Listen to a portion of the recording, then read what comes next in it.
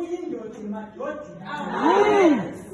Ubuye into yakwaHlubi ngithetha ngobheri ngathi ngalezitha. Wena ungahlali indlwaneni kodwa uhlala ngenkulu.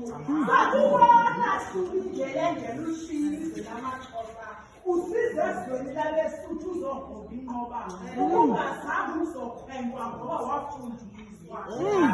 Ungazange uzothandika amasi ngoba wadodiswa. Sikubonile unamandla amakhulu ngaphezu kwengonyama. Sakubona unamandla amakhulu amethu ngaphezu kwamaxhalanga. Sebenza indoda yomXhosa madoda.